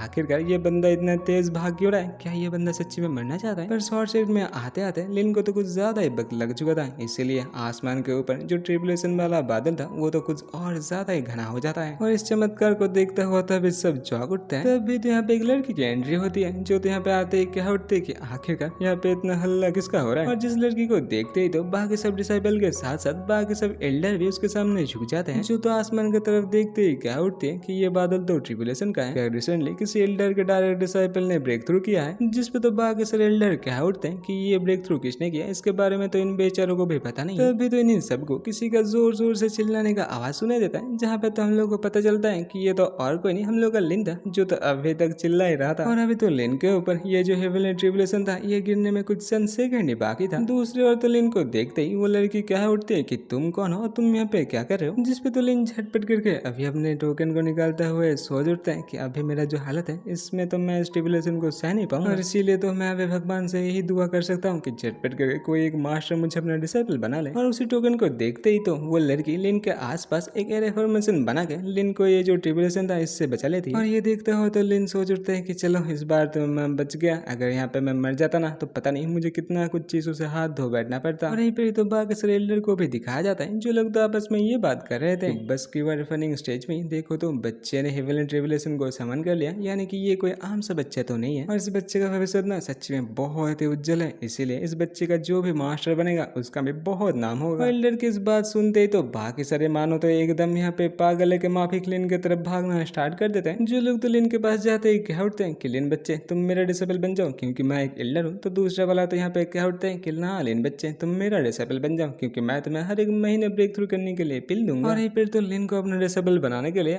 बाकी सारे एल्डर भी आपस में लड़ना स्टार्ट कर देते हैं। जिन्हें आपस में लड़ते हुए देखने के बाद दो लिन सोच उठता है कि बोलना पड़ेगा इस कैरेक्टर का चार्म पावाना कुछ ज्यादा ही अच्छा है, पर फिर भी मुझे इन एल्डरों के सामने कुछ अच्छे से पेश आना पड़ेगा ताकि इन एल्डरों के ऊपर मैं एक धांसू सा इंप्रेशन बना सकूं। पर तभी तो वो पहले वाले लड़की कह उठती है कि मैं शॉर्ट सेट का मास्टर तुम्हें अपना डिसेबल बनाऊंगा। और जो बात सुनते तो बाकी सारे एल्डर हताश होते हुए सोच उठते हैं कि हम लोगों को तो ऐसा ही लगा था कि सेक्ट मास्टर डिसेबल चूज करना कब का छोड़ चुके हैं। जिसपे तो सेक्ट मास्टर खुद ही अभी लिन के सामने जाता हुआ कह उठती है डिसेबल लिन क्या तुम मेरा डायरेक्ट डिसेबल बन के इनर हॉल में कल्टिवेट करने के लिए मंजूर हो। और सेक्ट मास्टर के ये कहने के साथ साथ ही तो यहाँ पे एक नोटिफिकेशन आता है जिसके अंदर ये लिखा हुआ था कि TN1 सेट का जो सबसे बड़ा अपॉर्चुनिटी था वो अब लिन के लिए एक्टिव हो चुका है, क्योंकि लिन TN1 सेट के करंट सेट लीडर लिंग फैन का डायरेक्ट डिसाइपल बनना चाहता है। जो पढ़ते ही तो लिन सोच उठते हैं कि अरे ये भी भला कोई पूछने का बात है। और इसी के साथ लिन तो अभी झटपट करके मास्टर के सामने झुकते हुए मैं लिन जीचेन आपका डिसाइबल बनने के लिए राजी हूँ। जो तो अभी अपने मन में ही सोच रहा था कि अरे देखो तो गेम के स्टार्टिंग में ही सेक्ट में ढुकते ही मुझे कितना बड़ा से एक अपॉर्चुनिटी मिल चुका है, खुद सेक्ट का मास्टर मुझे अपना डिसेबल बना रहे हैं। और अभी तो मैं इतना बेरिसी इतना प्यारा सा और इतना सुंदर से प्यार को छोड़ के कहीं नहीं जाने वाला। और इसी के साथ TN1 सेट के इनर हॉल का सीन दिखाया जाता है। और यहाँ पे लाते ही तो मास्टर लिन से ये कह के निकल जाती है कि कल सुबह इनर हॉल में मुझसे मुलाकात करने के लिए चले आना। और अभी तो लिन को यहीं पर ही खड़ा रहना पड़ेगा जब तक ना एक डिसेबल आके लिन को अपने कॉटेज तक ले जाए। जहाँ पे तो मास्टर के जाते ही लिन सोच उठता है कि अरे ये सेक्ट मास्टर तो कुछ ज्यादा ही कोल्ड हार्टेड है, इसीलिए तो अभी सबसे छुपते छुपाते मुझे आहिस्ता आहिस्ता करके अपना कल्टिवेशन को बढ़ाना पड़ेगा। और ऐसे ही तो बैठे बैठे 1 घंटा निकल जाता है, जहाँ पे तो अभी लिन सोच रहा था कि आखिरकार ये डिसेबल कब ही आएगा। और इसीलिए तो लिन ही सोच उठता है कि चलो मैं ही अपना रास्ता ढूंढ लेता हूँ। और उसके ऊपर से देखो ना यहाँ पे कितने सारे इनर हॉल है, क्या पता एक आधी में मुझे यहाँ पे सीक्रेट मिशन भी मिल सकता है। तभी तो यहाँ पे चलता हुआ लिन को एक कुछ ज्यादा ही खूबसूरत सा हॉल दिख जाता है, जिसे देखते ही तो लिन सोच उठता है कि चलो इसके अंदर ही जाकर मैं थोड़ा सा देखा था। पर जिस हॉल के अंदर घुसते ही तो लिन का यहाँ पे सिट्टी बिट्टी गुम हो जाता है, क्योंकि ये हॉल और किसी का नहीं उसी के मास्टर का था और जो मास्टर तो यहाँ पे नहा रही थी। और अभी तो ये देख के सबको पता चले चुका है कि बेचारे लिन के साथ क्या ही कुछ ना होने वाला है। और अपने मास्टर को इस हालत में देखने के बाद आखिरकार लिन को पता चलता है कि ये खूबसूरत सा हॉल और किसी का नहीं उसी के मास्टर का है, जो तो अभी डरता हुआ कह उठता है कि मास्टर मुझे माफ कर देना, मुझे सच्ची में पता नहीं था कि ये हॉल आपका है। पर मास्टर तो यहाँ पे कुछ ज्यादा ही गुस्सा हो चुकी थी, जो तो लिन के बातों को ना सुनता हुआ लिन को एक जोरदार दे लगा थी। और मास्टर के बस एक हमले से ही तो बेचारे का 2199 हेल्थ यहाँ पे ड्रॉप हो जाता है, जहाँ पे तो मास्टर कह उठते हैं कि ये पहले बार है इसलिए मैं तुम्हें माफ कर रही हूँ, अगर ऐसा दोबारा भी होता है ना तो तब भी मैं तुम्हें खत्म कर दूंगी। जिस पे तो लिन झटपट करके माफी मांगते हुए कहता है कि मास्टर मुझे माफ कर देना, पर जो डिसेबल आने वाला था वो अभी तक नहीं है, तो मैंने सोचा कि मैं ही जाकर देख लेता हूँ, लेकिन मुझे सच्ची में पता नहीं था कि ये जगह आपका है। जहाँ पर तो बेचारा अपने मन में ही सोच रहा था कि अरे देखो तो मेरा किस्मत कितना ही फूटा हुआ है। बस अभी मैं तो एक ही आशा कर सकता हूँ कि मेरे लिए मास्टर के दिल में जो फेवरेबिलिटी पॉइंट है वो घट ना जाए। लिन का सब बात सुनने के बाद तो आखिरकार मास्टर शांत होते हैं, लिन को एक पिल दे देती है और इसी के साथ वो कह उठते हैं कि भविष्य में ना 2 बार कभी भी यहाँ पे आने का साहस मत करना। और फिर तो उस पिल के बारे में बताया जाता है जो तो एक मिस्टिक ग्रेड का पिल था, जिसका नाम यहाँ पे वायलेट जेड पिल बताया जाता है। और लड़ते वक्त अगर इसे खाया गया तो हर एक एट्रीब्यूट यहाँ पे 30 पॉइंट करके बढ़ जाएगा, और अगर कोई इसे ऐसा ही खाता है तो उसका स्टेमिना यहाँ पे 3000 पॉइंट तक रिकवर हो जाएगा। और जिस पिल को देखता हुआ तो अभी लिन सोच उठता है कि अरे देखो तो सेक्ट मास्टर कितने ही दयालु है, कैसे इतने पावरफुल और इतने कीमती एक पिल को मुझे ऐसे ही दे दिया। फिर इस पिल को खाने की जगह लिन तो इसे अपने पास ही रख लेता है, क्योंकि ये पिल ना लिन के लिए तो कुछ ज्यादा ही कीमती था। तभी तो लिन को अपने पीछे से किसी का आवाज सुनाई देता है, जहाँ पे तो उसे लगता है कि आखिरकार वो डिसेबल आ गया, जो कि अब लिन को अपने सही जगह पे ले जाएगा। जहाँ पर तो पीछे मुड़ते ही लिन को पता चलता है कि ये डिसेबल तो एक लड़की थी और जिसका नाम यहाँ पे नैन गोंग बताया जाता है, जिसे देखते ही तो लिन झटपट करके ग्रीट कर लेता है, क्योंकि ये लिन से सीनियर जो थी। और लिन को ऐसे पेश आते हुए देखने के बाद वो लड़की तो कुछ ज्यादा ही खुश हो जाती है, जो तो अभी लिन से कह उठती है लिन उतना बुरा भी नहीं है। और इसी के साथ तो वो ये भी कहती है कि वो तो अभी क्रिस्टलाइजेशन फॉर्म तक पहुंच चुके हैं, इसलिए अगर लिन को किसी चीज की जरूरत है तो आसानी के साथ वो नैनगोंगन यानी कि उसके पास आ सकता है। तब भी तो यहाँ पे सिस्टम का एक नोटिफिकेशन आता है, जिसके अंदर ये लिखा हुआ था कि नैन के खाते में अभी तो लिन का पॉइंट 10 हो चुका है, और ये पॉइंट फेवरेबिलिटी पॉइंट है जो मेरे मुंह से अच्छे से निकलता नहीं है। जिसे देखते हो तभी लिन सोच उठते हैं कि अरे मैं तो यहाँ पे सिर्फ बात ही कर रहा था, और इतने में यहाँ पे तो देखो 10 पॉइंट बढ़ भी चुका है। जो तो अभी कह उठते हैं कि सीनियर सिस्टर देखने में सच में बहुत ही खूबसूरत है, और इसी के साथ साथ सीनियर सिस्टर का कल्टिवेशन वो भी बहुत बढ़िया है। और ये सब कुछ देख के तो मैं यानी कि आपका जूनियर ब्रदर चौंक चुका हूँ। जिसपे तो सिस्टर नैन कह उठते हैं कि मुझे नहीं लगा था कि जूनियर ब्रदर एक बूढ़ लेकर निकलेंगे। बूढ़ लेकर यानी जो बंदे बातों बात नहीं लगा था कि मेरा जूनियर ब्रदर इतना अच्छे एक बूढ़ लेकर निकलेगा। तो लिन तो कह उठते हैं कि बड़े बुजुर्ग ये कहा करते हैं कि पूरा दिन कल्टिवेशन करने से कोई पावरफुल नहीं बनता है, और इसीलिए तो मैं सोच रहा था कि पूरा दिन कल्टिवेशन करने से तो अच्छा ही है कि थोड़ा सा मैं अपने सीनियर सिस्टर के साथ भी बिता लूं, ताकि मुझे भी तो पता चले कि मेरे सीनियर सिस्टर कैसी है। और लिन के इस बात से तो सीनियर सिस्टर नैन हंस उठती है, और इसी के साथ साथ तो उसके खाते में लिन के लिए अभी 5 पॉइंट और भी बढ़ उठता है। जो देखता होता है लिन सोच उठता है कि पॉइंट बढ़ाना इतना ही आसान है, मुझे तो पता नहीं था। सीनियर सिस्टर नैन तो मास्टर से पूरे ऑपोजिट है। और इसी के साथ सिस्टम का और एक नया नोटिफिकेशन आता है, जिसके अंदर लिखा हुआ था कि पॉइंट बनने के साथ साथ लिन को क्या फायदा हो सकता है। जहाँ पे तो लिन अच्छे से ये देख रहा था कि पॉइंट यहाँ पे 90 पहुंचते ही तो वो आसानी के साथ उस बंदी से डुएल कल्टिवेट कर पाएगा। पर तभी तो लिन यहाँ पे जोर जोर से खांस उठते हैं, और इसी के साथ साथ तो उसके मुंह से भी खून भी निकल रहा था। जो देखते ही तो अभी मिस नैन कह उठती कि ब्रदर आपके साथ ये क्या हो रहा है, आपको चोट कब और कैसे लगा। जहाँ पे तो लिन अपने मन में ये सोच रहा था कि ये जो चोट लगा है ना, ये ठीक होते होते तो अभी 2 से 2.5 घंटा लग सकता है, और मेरे इस चोट के पीछे थोड़ा सा ही हो सीनियर सिस्टर का तो हाथ है, तो चलो ना इस पॉइंट का थोड़ा सा यहाँ पे फायदा उठाया जाए। और उसके ऊपर से मास्टर का दिया हुआ उस जेट पिल को तो मैं अभी खाना नहीं चाहता। और इसी के साथ लिन तो यहाँ पे खड़ा होता हुआ कहता है कि आप आने से पहले मैं यहाँ पे खुद ही अपने रहने का जगह ढूंढ रहा था, और ढूंढते ढूंढते गलती से मैं मास्टर के रूम में घुस गया था, और वहीं से मुझे ये चोट मिला। सुनते तो अभी सीनियर सिस्टर नैन कह उठते कि ब्रदर आपको ये सब कुछ मेरे वजह से झेलना पड़ रहा है ना, ये सब कुछ तो मेरे ही गलती है। मास्टर ने आपको लेने के लिए मुझे ही जाने बोला था, पर मैं एक रोमांस नोवेल पढ़ने में इतने ही बिजी हो चुकी थी कि टाइम के बारे में तो मुझे पता ही नहीं चला। और ये कहते ही तो अभी मिस नैन अपने पास एक क्यूआर रिप्लेसिंग पिल को निकाल के लिन को देते हुए कहते हैं कि झटपट करके इसे खा के ठीक हो जाए। और लिन को तो यहाँ पे फ्री का चीज मिलते ही वो कह उठता है कि ना इसमें आपका कोई गलती नहीं था, वैसे भी ये मेरा ही गलती था, मुझे यहाँ पे और 2-3 मिनट वेट कर लेना चाहिए था। इनके इस बात से तो सीनियर सिस्टर नैन और भी खुश हो जाती है, और खुश होने के साथ साथ ही तो यहाँ पे लिन का और 5 पॉइंट बढ़ जाता है। और यहीं पर ही तो मिस नैन इतना ही खुश हो चुकी थी, जो तो खुशी का मारा जाओ को मुफ्त में और एक जेड पेंडेंट दे देती है। और जो जेड पेंडेंट तो एक स्पिरिचुअल ग्रेड का डिफेंसिव ट्रेजर था, जिसे सिर्फ अपने पास रखते ही तो होस्ट का यहाँ पे डिफेंस 10 और हार्ट प्रोटेक्शन 5 पॉइंट करके बढ़ जाता है। और इसी के साथ साथ तो होस्ट का माना यहाँ पे हर एक सेकंड में 1% करके रिकवर भी होता है। और लेते वक्त इस पेंडेंट से एक सील क्रिएट होता है, जो सील क्रिस्टलाइजेशन रिलेम के नीचे किसी भी बंदे का हमला झेलने में एकदम सक्षम था। और इसी स्किल का कूल डाउन टाइम 15 मिनट बताया जाता है। और इसी एक इतने पावरफुल ट्रेजर को मानव खिलौने की तरह मिस नैन तो लिन को दे देती है। और जिसके बारे में पता चलते तो लिन कह उठता है कि अरे सिस्टर, मैं इसे कैसे रख सकता हूँ, ये स्पिरिचुअल ग्रेड के अंदर भी तो टॉप ग्रेड का है। तो मिस नैन कह उठते हैं कि इस जैसा तो मेरे पास बहुत सारा है, तुम मेरा मानो तो इसे तुम अपने पास ही रख लो। जिसके लिए तो लिन मान जाता है। और इसी के साथ मिस नैन कह उठते हैं कि चलिए जूनियर ब्रदर, आपको मैं यह जगह अच्छे से घुमा घुमा कर दिखा देती हूँ। दूसरे और इस पेंडेंट को पाने के बाद लिन कुछ ज्यादा ही खुश हो चुका था, जो तो मन में ये सोच रहा था कि ये सब कुछ तो उसके ऑस्कर विनिंग एक्टिंग का ही कमाल है, और इसीलिए तो सब एनपीसीओ के साथ अच्छे से बर्ताव करना चाहिए। और इसी के साथ सीनियर सिस्टर नैन तो लिन को लेके एक 8 ग्रेड के स्पिरिचुअल गैदरिंग फॉर्मेशन के पास ले आती है। और इसी फॉर्मेशन के अंदर मेडिटेट या कल्टिवेशन करने से कुछ ज्यादा ही जल्दी स्पिरिचुअल पावर ऑब्जर्व किया जा सकता है। और जिसे दिखाते हुए तो आप मिस नैन कह उठते हैं कि बोलना पड़ेगा ब्रदर, आपका किस्मत ना कुछ ज्यादा ही अच्छा है, अगर ये मेरा होता ना तो मैं तो इसका बहुत ज्यादा ही फायदा उठाता। और इसी फॉर्मेशन को देखता हुआ तो लिन भी सोच उठता है कि जो नए प्लेयर है, जब वो लोग ऑफलाइन होते हैं तो उसका अवतार यहाँ पे गेम के अंदर ही कल्टिवेट या फिर मेडिटेट करते हैं, जो कुछ ज्यादा ही स्लो होता है। और इसीलिए तो मुझे लगा ही नहीं था कि मेरे रहने के जगह पे ही मुझे एक फॉर्मेशन मिल जाएगा, ये हो न हो मास्टर ने ही मेरे लिए बनाया है। तो अभी तो यहाँ पे सिस्टर नैन कह उठते हैं कि ब्रदर, मेरा काम तो अभी हो चुका है, तो तुम अभी यहाँ पे देखो और हो सकेगा तो थोड़ा सा रेस्ट कर लो, मैं तो चला। और जिसके जाते ही तो लिन यहाँ पे झटपट करके उसी फॉर्मेशन के अंदर कल्टिवेट करने के लिए बैठ जाता है। और जिस फॉर्मेशन के अंदर कल्टिवेट करता हुआ तो लिन कुछ ज्यादा ही जोर का झटका खाता है, क्योंकि यहाँ पे हर एक घंटे में उसका यहाँ पे 0.52 करके बढ़ता रहेगा। और इसी के साथ वो सोच उठता है कि ये जगह तो कुछ ज्यादा ही अच्छा है, यहाँ पे तो मैं 10 गुना ज्यादा से कल्टिवेट कर पा रहा हूँ। और अगर मैं ऐसा ही कल्टिवेट करता रहा तो 3 घंटे के अंदर ही तो मैं कीवा रिफाइनिंग स्टेज के पीक में पहुंच जाऊंगा। और मास्टर ने तो मुझे कल मिलने के लिए कहा है, तो चलो ना, तब तक मैं थोड़ा सा ऑफलाइन ही चला जाता हूँ। और इसी के साथ रियल दुनिया का सीन दिखाया जाता है, जहाँ पे तो लिन बचुआ भी उसे गेम से बाहर आ चुका था। और जो बबुआ तो भी बाहर आते ही सबसे पहले अपने मोबाइल को चेक करा था, और मोबाइल के अंदर वो यहाँ पे चेक करा था कि उसके बैंक अकाउंट में अभी कितना पैसा है। जिसे देखता हुआ तो लिन कुछ ज्यादा ही खुश हो जाता है, क्योंकि लिन ने एक दिन नहीं कुछ ही घंटे में जो 1 मिलियन कमा लिया था। दूसरी ओर यहाँ पे बाइक को दिखाया जाती है, जो तो अभी लिन के पास ही आ रहा था। और लिन के दरवाजे में नॉक करने से पहले ही तो लिन दरवाजा खोलता हुआ कहते हैं कि आखिरकार तुम यहाँ पे आ ही गए ना। और जिसे देखते ही तुम इस भाई पूछ उठते हैं कि इतना सुबह सुबह मुझे बुलाने का क्या हो गया, तुम्हें पता है ना कि मैं सुबह भागने जाती हूँ। जिसपे तो लिन क्या उठता है कि कुछ ज्यादा नहीं, मैं बस तुम्हें मेरा नया सा अपार्टमेंट दिखाना चाहता था। और जिस अपार्टमेंट को अच्छे से देखने के बाद भाई तो क्या उठते हैं कि बोलना पड़ेगा ये अपार्टमेंट तो कुछ ज्यादा ही अच्छा है, लेकिन एक बात तो बताओ लिटिल लिन, क्या ये अपार्टमेंट तुमने मेरे दिए हुए पैसे से खरीदा है? जिसपे तो लिन क्या उठता है कि ये भी कोई पूछने का बात है, तुम्हें तो पता है कि मेरे पास पैसा ही नहीं था, और उसके ऊपर से मैं तुम्हें इतना पैसा कैसे लौटा था, इसीलिए मैंने सोचा चलो उस पैसा कुछ अच्छा ही किया जाए। और ये बात सुनने का ही देरी था, जो बात सुनते ही तो मिस बा यहाँ पे गुस्से के साथ लिन के ऊपर चढ़ के लिन का गला पकड़ बैठती है, जो तब लिन के ऊपर मुक्कों का बरसात करते हुए कहती है तुम मुझे मेरा पैसा लौटाओगे ही नहीं। पर बेचारा लिन तो कह रहा था कि अरे भाई रुक तो जाओ, तुम मेरा पूरा बात तो सुन लो, इतना क्यों मार रहे हो। पर तभी तो सिस्टर भाई को अपने नीचे कुछ एक मशरूम जैसा महसूस होता है, जिसे महसूस करते ही तो वो पहले शर्मा उठते हैं, और उसके बाद तो दोनों के दोनों एक ही झटके में पूरी तरीके से शांत बैठ जाती है। लेकिन तभी तो मिस बाय दोबारा से लिन को इसी के लिए जिम्मेदार ठहरा के लिन को और भी पेलना स्टार्ट कर देती है। पर मिस बाय यहाँ पे लिन को और ज्यादा ठोक पाती है। उससे पहले ही तो दरवाजे में लिन के लिए एक पार्सल आ जाता है, जहाँ पे तो बेचारा पीटा हुआ लिन कह उठता है कि गेम के अंदर मैंने कुछ पैसा कमाया था, और जिस पैसे से मैंने तुम्हारे लिए गेम खेलने का एक कॉकपिट मंगाया, पर अगर तुम इसे लेना नहीं चाहते तो बताओ, मैं इसे अभी का अभी वापस कर देता हूँ। जो सुनते थे मिस बाई खुश होते हुए कहते हैं कि ना इसे वापस भेजने का कोई जरूरत नहीं है, वैसे भी तुम तो इसे ऑलरेडी खरीद चुके हो। और इसी बड़े से गेमिंग कॉकपिट को दिखाता हुआ लिन कह उठता है कि तुम्हारे जिम के पैसे के बदले ये कॉकपिट ठीक ही है ना, और उसके ऊपर से मुझे ये भी पता है कि इस कॉकपिट को रखने के लिए तुम्हारे पास अभी जगह भी नहीं है, इसीलिए तो इस घर में तुम्हारे लिए भी एक रूम है, जब मन चाहे तुम आके इस गेम को वहाँ पे खेल सकते हो। जिसके लिए तो मिस बाय मान जाती है, जो देखता हुआ भी लिन सोच उठता है कि बोलना पड़ेगा कि पैसे से क्या ही कुछ ना होता है। देखो तो मिस बाई कितने जल्दी मान गई, इसलिए चलो गेम के अंदर घुस के दोबारा से पैसा बनाने के बारे में सोचा जाए। और इसी के साथ गेम के अंदर का सीन दिखाया जाता है, जहाँ पे तो लिन अपने मास्टर के साथ उसी फॉर्मेशन में बैठे बैठे कल्टिवेट कर रहा था, जिससे तो भी मास्टर कह उठता है कि उतना बुरा भी नहीं है, तुम्हारा टैलेंट सच्ची में बहुत ही अच्छा है। देखो तो कुछ ही घंटे के अंदर कैसे तुम दोबारा से ब्रेक थ्रू करने के कगार में पहुंच चुके हो। जिसपे तो लिन कह उठता है कि आपका शुक्रिया मास्टर, वैसे भी मैं तो अभी कीवाई रिफाइनिंग स्टेज के पीक में पहुंच चुका हूँ, लेकिन ब्रेक थ्रू कैसे करूँ इसके बारे में तो मुझे कुछ समझ नहीं आ रहा है। जहाँ पे तो लिन अपने मन के अंदर ये सोच रहा था कि ऐसे वक्त में तो सब ब्रेक थ्रू करने के लिए स्पेशल एलेक्सर लेते हैं, तो थोड़ा सा मैं भी तो देखूं कि ब्रेक थ्रू करवाने के लिए मास्टर के पास भी कुछ वैसे एलेक्सर है या फिर नहीं है। तभी तो मास्टर भी अपने पास से एक हाई क्वालिटी का QI कंडेंसिंग पिल निकालते हुए कहती है कि लिन इसे खा लो, इसे खाते ही तुम QI रिफाइनिंग के इनिशियल स्टेज में ब्रेक थ्रू कर लो। और जिस पिल को देखते ही तो लिन कुछ ज्यादा ही खुश हो जाता है, क्योंकि ऐसा पिल सिर्फ 5 बड़े सेट के अंदर ही मिलता है। तभी तो मास्टर उस पिल को तोड़ता हुआ क्या उठते हैं कि हमेशा कल्टिवेशन करना अच्छा नहीं है, जाओ जाके थोड़ा सा बैटल करके एक्सपीरियंस भी गेन करो। जो सुनते ही तो लिन भी यहाँ पे कहता है कि मास्टर आप यहाँ पे सही कह रहे हो, जो एक पेड़ ग्रीन हाउस के अंदर यहाँ पे कल्टिवेट कर रहा है वो कभी भी एक पेड़ जो बाहर आधी तूफान होने के बाद भी अभी तक खड़ा है उसके साथ लड़के भी जीत नहीं पाएगा, क्योंकि ये सब कुछ तो लिन के साथ ऑलरेडी हो चुका है। जो सुनते ही तो मास्टर क्या उठते हैं कि लिन मुझे लगा नहीं था कि तुम इतने आसानी से इसे मान लोगे, और इसी के साथ तुम्हारा यहाँ पे नॉलेज ये भी बहुत गहरा है। और इसी के साथ तो लिन के पास नोटिफिकेशन आता है कि मास्टर के खाते में बच्चों तुम्हारे लिए तो 5 पॉइंट बढ़ चुका है, जिसे देखता हुआ तो लिन कुछ ज्यादा ही खुश हो गया था, क्योंकि इस मास्टर के खाते में पॉइंट बढ़ाना तो कुछ ज्यादा ही मुश्किल काम है। तब भी तो लिन ये भी सोच उठता है कि वो दिन भी दूर नहीं है जब ये सेक मास्टर भी मेरी हो जाएगी। पर लिन तो अपने आप को संभालते हुए कहता है कि अरे मैं ये सब कुछ क्या सोच रहा हूँ, मैं अभी दुनिया का सबसे पावरफुल शॉर्ट कल्टिवेटर होना चाहता हूँ, इसलिए मैं इस लव सब के मामले में पढ़ना नहीं चाहता। तभी तो मास्टर कह उठते हैं कि लिन तुम्हें एक्सपीरियंस चाहिए, इसलिए मिशन हॉल में जाके QI रिफाइनिंग लेवल के डिफिकल्टी का कुछ एक मिशन चूज कर लो, और एक बार जिसे पूरा करते ही तुम्हें ये पिल मिल जाएगा। और इसी के साथ मास्टर ये भी कह उठते हैं कि इस मिशन में जाने से पहले लिन मैं तुम्हें ये टेक्निक सिखाना चाहता हूँ, जिस टेक्निक का नाम TN1 हार्ट सूत्र बताया जाता है, जो कि TN1 सेट का हर एक डिसाइपल को प्रैक्टिस करना पड़ता है। और इस टेक्निक को पाने के बाद लिन और भी ज्यादा खुश हो जाता है। जिस टेक्निक को लेता हुआ लिन सोच उठता है कि हाँ, इस टेक्निक को हर एक डिसाइपल को ही सिखाया जाता है, पर हर एक आउटर डिसाइपल को इसे पाने के लिए बहुत सारे मिशन पूरा करना पड़ता है। पर दूसरा मुझे तो देखो, मुझे ये फ्री में मिल गया। और इसी के साथ मिशन हॉल का सीन दिखाया जाता है, जहाँ पर जाता हुआ लिन देखते हैं कि आसपास बहुत सारे प्लेयर आके इकट्ठा हो चुके हैं, यानी कि उस छुपे हुए मिशन के बारे में तभी कम से कम सबको पता चल ही चुका होगा। पर इससे लिन का क्या है लेना देना, क्योंकि लिन तो इसका पहले ही फायदा उठा के एक डायरेक्ट डिसाइपल बन चुका है। तभी तो लिन को पीछे से कोई पुकारता है, जहाँ पे पीछे मुड़ने के बाद उसे पता चलता है कि ये तो उसी बोर्ड वाली लड़की है। और इतने देर ही हो, आखिरकार इस लड़की का नाम हम लोग को बताया जाता है, जिसका नाम वन लिंग था, जो भी तो लिन के बताए हुए मिशन कंप्लीट करके अभी इसी शॉर्ट सेक्ट में आ चुकी है। और जिसे देखता हो तो लिन क्या उठता है कि मुझे लगा नहीं था कि तुम भी शॉर्ट सेक्ट को ही ज्वाइन करोगे। तो वांगलिंग तो क्या उठते हैं कि उसे शॉर्ट पसंद है, इसीलिए तो उसने भी शॉर्ट सेक्ट को ही ज्वाइन किया। तभी तो लिन इन लोगों को ये कह के निकल जाता है, जो तो मिशन हॉल में आने के बावजूद भी मास्टर का दिया हुआ TN1 हाथ सूत्र को ही देखे जा रहा था। तभी तो पीछे से एक लड़की क्या उठते हैं कि अगर अभी भी कोई मिशन लेना चाहता है तो झटपट करके सामने आ जाए। जो सुनते तो लिन भी फटाक से उस लड़की के पास जाके कहता है कि मेरा नाम लिन जीचन है, और सेक्ट मास्टर के कहने पे मैं यहाँ पे मिशन लेने के लिए आया हूँ। जिस पे तो लड़की क्या उठते हैं कि मिशन लेने से मैं तुम्हें मना नहीं करूंगी, लेकिन हाँ, कुछ ऐसा मिशन लेना जिसे कि तुम पूरा कर पाओ। और इसी के साथ लिन तो झटपट करके जाके बाकी मिशन को चेक करना स्टार्ट कर देता है, जहाँ पे लोअर लिन का मिशन चेक करता हुआ लिन को ये पता चलता है कि इससे तो उतना ज्यादा XP नहीं मिलेगा। और लिन तो यहाँ पे कुछ ऐसा मिशन ढूंढ रहा था कि जिसे पूरा करते ही तो उसे XP के साथ साथ बहुत सारा रिवॉर्ड भी मिल सके। और ऐसा ही तो एक बढ़िया सा मिशन लिन को फेंग यूनिवर्सिटी में मिल जाता है। और इस मिशन का रैंक उसके बारे में क्या ही बोलना, जो खुद ही एक हेल डिफिकल्टी लेवल का मिशन था। पर फिर भी तो ये सब कुछ जानने के बावजूद भी लिन उसी मिशन को ले लेता है। और जिस मिशन को लेता हुआ अभी लिन तो अपने मन के अंदर ये सोच रहा था कि मिशन यहाँ पे जितना मुश्किल होगा उसका रिवॉर्ड भी तो मुझे उतना ही ज्यादा मिलेगा। और उसके ऊपर से TN1 हार्ट सूत्र को प्रैक्टिस करने के बाद से तो मेरा जो फाइटिंग एट्रीब्यूट है वो सब का सब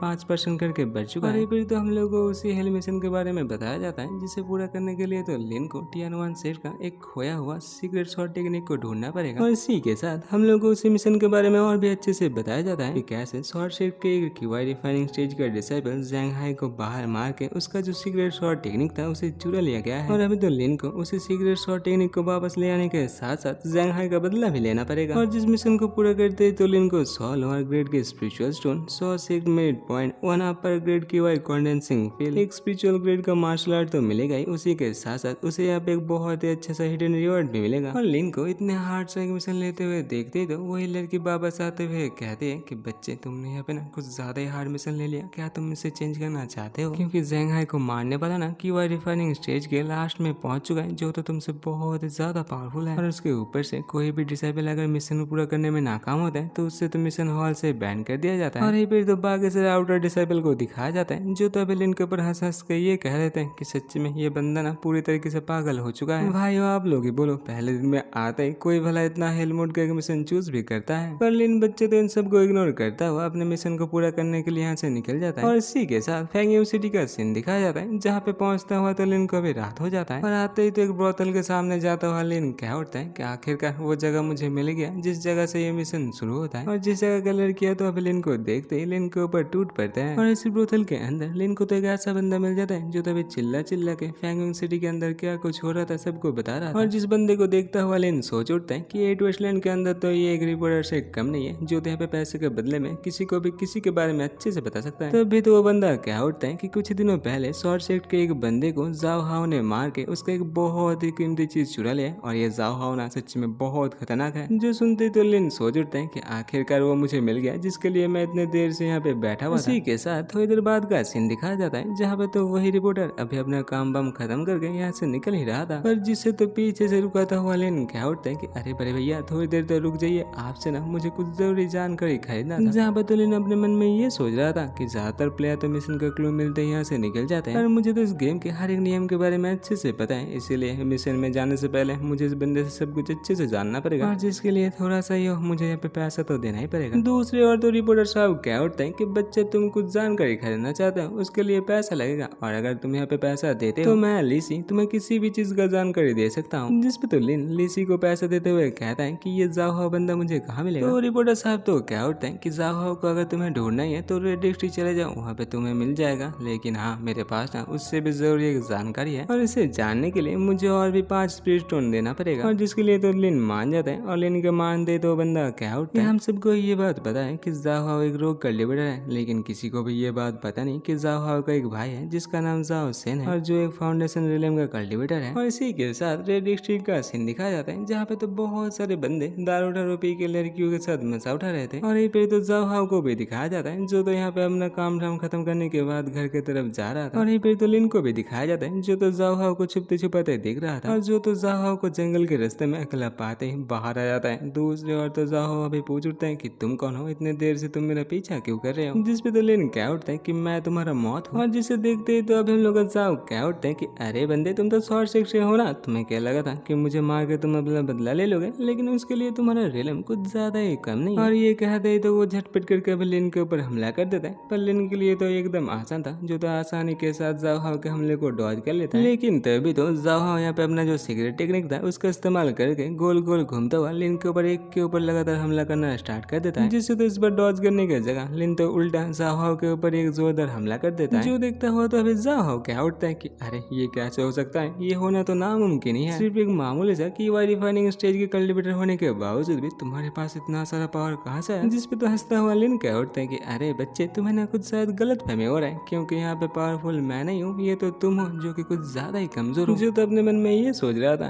कि ये सब कुछ तो उसे टियानमेन हार्ट सूत्र का कमाल है, जिसके वजह से अभी फाइट करते वक्त मेरा हारेगा एट्रीब्यूट में 5% करके बढ़ चुका है। और ये सुनते ही तो अभी बेचारे जाओ हाओ का दिमाग ही फिर उठता है, जो तो अभी गुस्से के साथ शॉर्ट से बस लास्ट से लिन के ऊपर एक जोरदार हमला कर देता है। और जिस हमले को अपने तरफ आता हुआ देखने के बाद लिन तो अपने सीनियर सिस्टर नैन का दिया हुआ जो पेंडेंट था उसी का शील्ड को एक्टिव कर लेता है और ये शील्ड तो जाओ हाओ के उस हमले को आसानी के साथ रुका लेता है। जो देखता हुआ लिन सोच उठता है कि बोलना पड़ेगा ये स्पिरिट शील्ड ना कुछ ज्यादा ही पावरफुल है। दूसरी ओर तो जाओ हाओ क्या उठता है कि मुझे लगा नहीं था कि बच्चे तुम्हारे पास इतना सारा ट्रेजर भी होगा, लगता है ये शॉर्ट ना तुम्हारे ऊपर कुछ ज्यादा ही मेहरबान है, और इसीलिए अगर बचना चाहते हो ना बच्चे तो झटपट करके हर एक ट्रेजर को मेरे हवाले करके यहाँ से निकल जाओ। जिसपे तो अभी लिन क्या उठता है कि तुम चाहते हो कि मैं अपना सारा ट्रेजर यहाँ पे रख के चला जाऊँ, आखिरकार इतना साहस कहाँ से आ रहा है, इस साहस के पीछे आखिर किसका हाथ है। पर जाओ हाओ तो लिन को पूरी तरीके से इग्नोर करता हुआ उसके ऊपर एक के बाद एक जबरदस्त हमला करना स्टार्ट कर देता है। इतना सारा हमला करने के बाद भी तो बेचारे का एक भी अटैक लिन के ऊपर लगता ही नहीं है। जो देखता हुआ तो 2 बार से चौंकता हुआ भी बेचारा सोच उठते हैं कि आखिरकार ये कैसे हो सकता है, अगर ऐसा ही चलता रहा ना तो वो बंदा तो मुझे मार ही देगा, इसीलिए मुझे अभी सीरियस होना पड़ेगा। और ये सोचते ही तो वो लिन से दूर पीछे की तरफ चला जाता है, पर इस बार तो कुछ उल्टा होता है, क्योंकि जाओ हाओ के जगह पे इस बार तो लिन आगे से जाकर जाओ हाओ के ऊपर हमला करता है और लिन के हर एक हमले से तो बेचारे का यहाँ पे 90 पॉइंट करके एचपी लॉस होना स्टार्ट हो जाता है। और ये कर पाना भी किसी कीवाई डिफाइनिंग स्टेज के बंदे का तो काम नहीं है। और ऐसे ही तो एक के बाद एक हमला करता हुआ जाओ हाओ का तो हेल्थ बार था, लिन तो उसे कुछ ज्यादा ही घटा देता है। जो तो ये सब कुछ करता हुआ सोच उठता है कि ये बंदा कभी भी मुझे हरा नहीं पाएगा, क्योंकि इस बंदे का हर एक एट्रीब्यूट तो देखो एक ही रिलम में होने के बावजूद भी मुझसे कितना ही नीचे है। और ये सोचता हुआ तो लिन अभी जाओ हाओ के ऊपर एक जोरदार हमला कर देता है। और ये हमला इतना ही जोरदार था जो खाने के बाद बेचारा जाओ हाओ नीचे गिर जाता है। तभी तो लिन क्या उठते हैं कि अगर बचना चाहते हो ना तो बच्चे शॉर्ट सेट का जो सीक्रेट टेक्निक है उसे झटपट करके मुझे वापस वापस दे दो। इस पे तो जाओ हाउ कह उठते हैं कि अरे सीनियर मुझे माफ कर दीजिए, मुझे पता नहीं था कि आप इतने ही पावरफुल हैं, मैं हार मान चुका हूँ और ये जो सीक्रेट टेक्निक है ये भी मैं आपको वापस दे देता हूँ। पर तब भी ना पीछे से तो कोई लिन के ऊपर एक जोरदार शॉर्ट स्लैश का हमला कर देता है, जिससे तो बग रहे थे लिन और जाओ दोनों के दोनों ही डॉज कर लेते हैं। और इसी के साथ यहाँ पे एंट्री होता है और एक बंदे का जो यहाँ पे आते हैं क्या उठता है कि आखिरकार यहाँ पे क्या हो रहा है, जहाँ पे तो हम लोगों को पता चलता है कि ये नया कल्टिवेटर तो और कोई नहीं जाओ हाउ का बड़े भैया जाओ सैन था। और जिसे देखते ही तो अभी जाओ हाउ बड़ा बड़ा छोड़ते हुए क्या उठता है कि आज ना लिन का किस्मत कुछ ज्यादा ही बुरा है, क्योंकि उसका सामना अभी उसके बड़े भैया जाओ सैन से जो होने वाला है। और यही फिर तो हम लोग को जाओ सैन को दिखाया जाता है जो देखने में ना सच्ची में कुछ ज्यादा ही डरावना था। और जिसे देखता हुआ लिन सोच उठता है कि मैं जैसा सोचा था ये फाउंडेशन रिलेम का बंदा तो उससे भी ज्यादा पावरफुल निकला। तभी तो सैन यहाँ पे जाओ हाउ को डांटता हुआ क्या उठता है कि मैंने तुमसे कहा था ना कि ऊपर से अभी नीचे मत उतरना, लेकिन देखो तो तुम तो मेरी एक भी बात नहीं मानते, और अगर आज मैं यहाँ पे वक्त में ना आता तो तुम तो ऊपर वाले के प्यारे हो जाते। पर जाओ हाउ तो रोता हुआ क्या उठता है कि मुझे पता नहीं लेकिन कैसे भी करके आपको इस बंदे को मुझे चखना ही पड़ेगा। जो सुनते तो अभी जाओ सैन लिन से क्या उठता है कि बच्चा झटपट करके तुम्हारा जो स्पिरिट सील है वो मेरे हवाले कर दो, मैं तुम्हें एक आसान मौत दूंगा, और अगर तुम ऐसा ना करते हो ना तो बच्चे मैं तुम्हें इतना तरपा तरपा के मारूंगा ना कि तुम यहाँ पे मरने के लिए बेताब हो जाओगे। पर लिन तो इसे मजाक की तरह हंस के उड़ा देता है। दूसरी ओर जाओ हाउ क्या उठते हैं कि भैया मुझे एक जाइलर खाने दीजिए, उसके बाद मैं भी उसे मारने में आपका मदद करूंगा। करते अभी तो बेचारे के ऊपर एक क्रिटिकल हिट लग जाता है, जो लगते ही तो बेचारे का हेल्थ यहाँ पे पूरी तरीके से गिर जाता है। और ये काम तो और किसी का नहीं हम लोग के लिन का ही था, जो तो जाओ सन के होते हुए भी उसके सामने जाओ हाउ का खेला खत्म कर देता है। और इससे तो जाओ सन कुछ ज्यादा ही गुस्सा हो जाता है। दूसरी ओर तो लिन क्या उठता है कि विलेन हो तो विलेन जैसा ही काम करो ना, इतना बड़ा चला डायलॉग दे रहे हो तो इसके बीच में तो मुझे उसे मारने का वक्त मिल ही गया ना। और जैसे मैंने तुम्हारे छोटे भाई जाओ हाउ को मारा वैसे ही अभी तुम भी मरने वाले हो, तो इसके लिए अभी तैयार हो जाओ। और हाँ अभी तक था, इसी के साथ ये वाला एपिसोड होता है खत्म। देखेंगे आने वाले एपिसोड में किस फाउंडेशन रिलेम के इनिशियल फेज वाले कल्टिवेटर से क्या लेन जीत पाएगा, या फिर उसे अपना गेम को दोबारा से रिबूट करना पड़ेगा। तब तक के लिए टाटा बाय बाय और हाँ सही हो नारा।